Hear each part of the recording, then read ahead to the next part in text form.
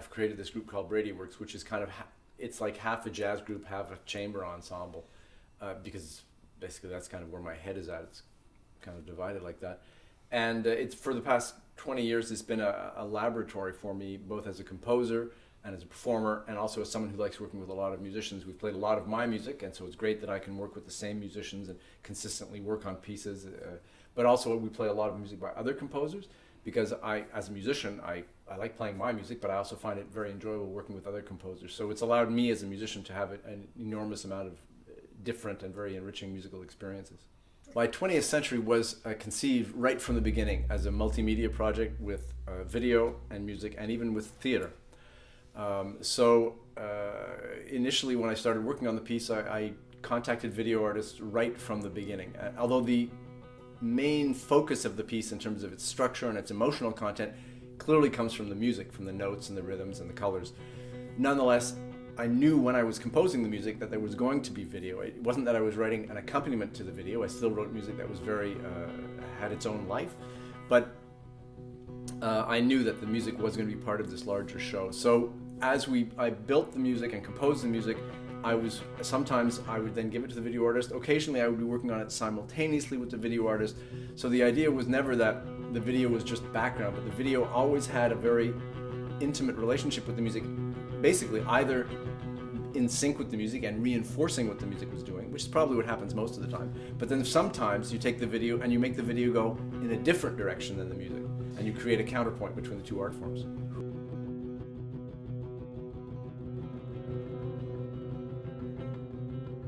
The first piece, Strumming, is basically a piece for many guitars, tape, and video. And it's basically a very, very simple idea. The idea is to take one simple gesture. In guitar, that's just strumming a simple note or a simple chord. And in video, we took a 4-second loop of a right hand strumming. And then we built the entire piece just out of that very, very simple material. And that's really what the piece is about. It's just taking a simple idea and pushing it as far as it can go. And the piece becomes very joyful and very exciting and very ecstatic. In a sense, I didn't actually plan that. It was the material. I really limited myself, and that's what happened to come out. So it was an interesting process. The piece is an homage to John Lennon, the rhythm guitarist of the Beatles. So the Beatles are like ground zero for me and for most musicians in their 50s. And he was the rhythm guitarist. He did all the strumming in the Beatles, so it seemed a natural link. So the piece Traces. It's about Charlie Christian, the inventor of the electric guitar solo.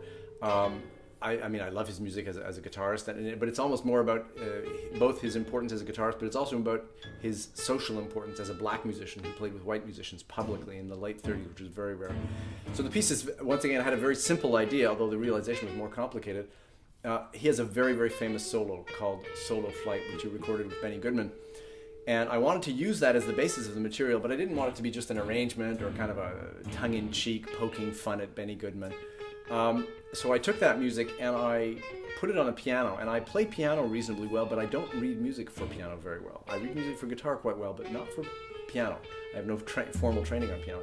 So I kind of tried to read the music and did intentionally did kind of a bad improvisation on the Charlie Christian piece, recorded that, then transcribed it out into notation, and then used that as the material from which I built the piece. So you end up getting a piece where all that's left of the Christian solo are traces of his solo. That's why the piece is called Traces.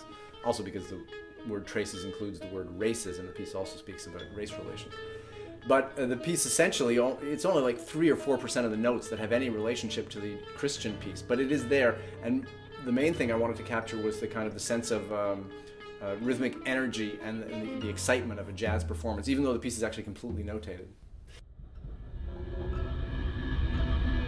The third piece was the first piece I wrote from this cycle, and it was inspired initially by this very large painting by Jean-Paul Riopel. It's called Hommage à Rosa Luxembourg, and it's 150 meters long. It's in 30 panels. It's these abstract, though vaguely recognizable images of birds and nature. And I was very fascinated with this painting, partially because the scope was just so superhuman. And also, when it was initially presented to the public, it was presented in a casino, because the casino was the only physical place where the government of Quebec, who bought the painting, had enough space. And I just found the irony of presenting abstract art named for a socialist in a casino, which is basically the temple to capitalism. I just enjoyed that irony greatly, and I thought, this is a strange idea. I'm going to try and do if I can do a piece of music around it. So I did. I created this piece of music that uses samples of sounds from the casino and images related to the Rio Pel painting, and a string quartet playing this very slow, evocative music. And the piece is actually quite slow and actually relatively mournful, though it has a few moments of tension. Once again, like the Lennon piece, I just said, okay, here's my material. I'm going to do this piece about this painting with a string quartet and these sounds. I didn't say, for this piece, unlike Traces, I didn't say, I want to express this. I just said, here's the material, let's see where it goes. And the piece ends up having quite a mournful feel to it, much of it. But quite frankly, I don't know where that came from. The piece Double Quartet came about for two reasons. One is because I just love the music of Dmitri Shostakovich, the Russian composer, lived from 1906 to 1975.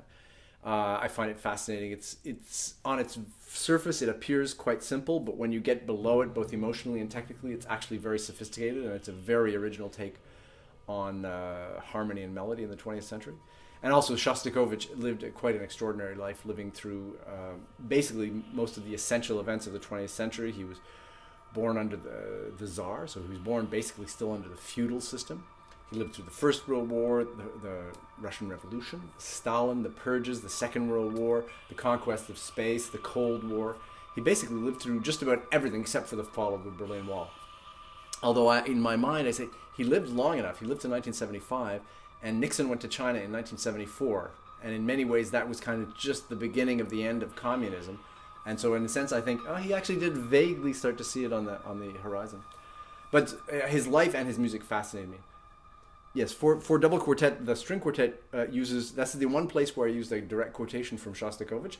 In many of his pieces, he uses the four notes D, E flat, C, B natural, which is da, dee, da, da. You can see why I'm not a singer. And he used that all over his music to represent himself.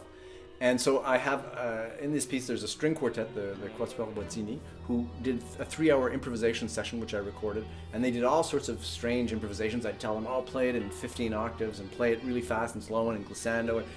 We did all sorts of combinations. And then I put it into a sampler and basically turned it into pretty much abstract electroacoustic music. But those notes you can actually always hear them kind of in the background through the whole piece. They just keep bubbling up here and there, and that's very important because it represents Shostakovich. It's a 30-minute piece, so you want to have some sort of sense of coherence, so people have some reason. What I listened to 20 minutes ago has some relationship to what I'm listening to now.